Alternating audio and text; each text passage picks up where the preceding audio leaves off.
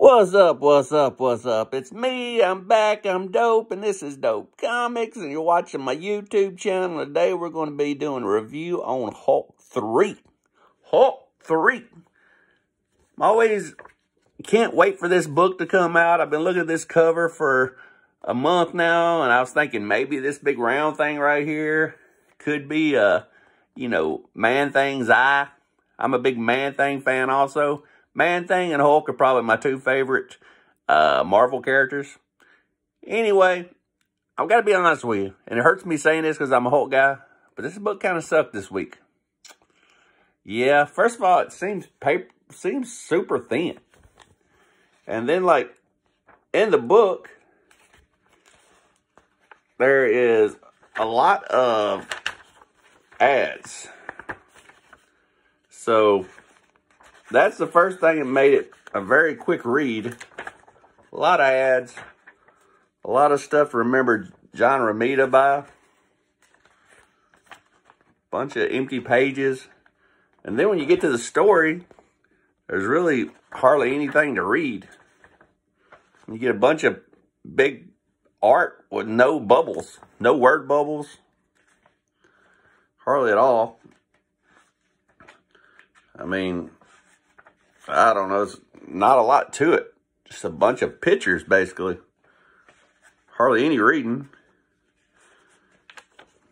So, from a reading standpoint, there wasn't much reading going on.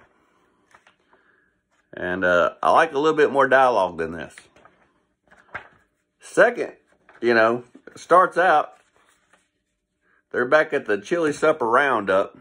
If you remember, Banner got stabbed in the chest, so he turned into Hulk.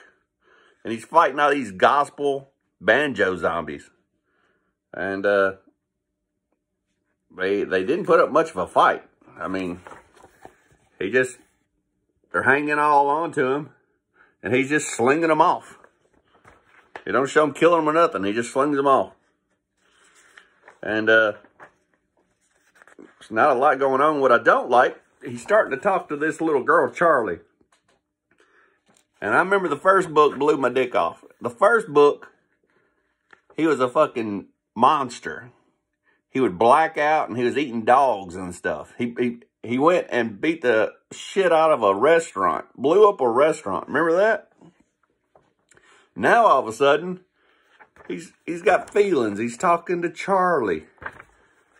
The American Monster don't talk and hang out with little girls. He should have squished her head like a grape in issue 1. But now he's starting to have feelings for little Charlie. And little Charlie falls into the hole with the banjo zombies. So he feels he's obligated to go get her. And, he started hearing about Brother Deep, this new character. But he falls in the hole. And look how big this thing is. Look at this monster. I mean, huge ass monster. And in like 2 pages, he just whoops his ass. He just takes a stick and stabs him in the eye. Kills him.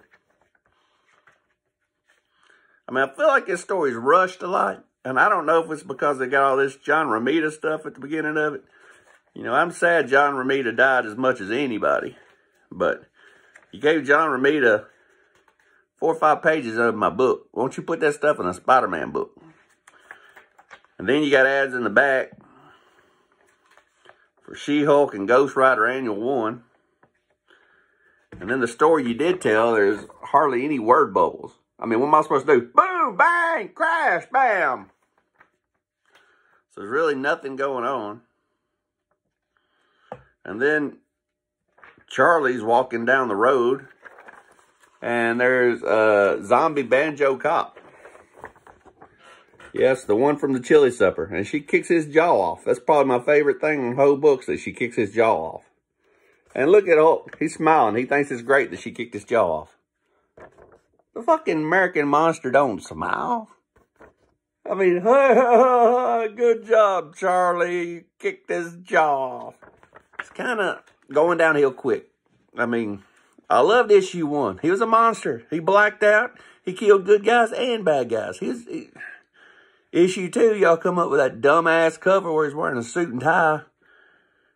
And now he's running around with a little girl named Charlie he's got feelings for.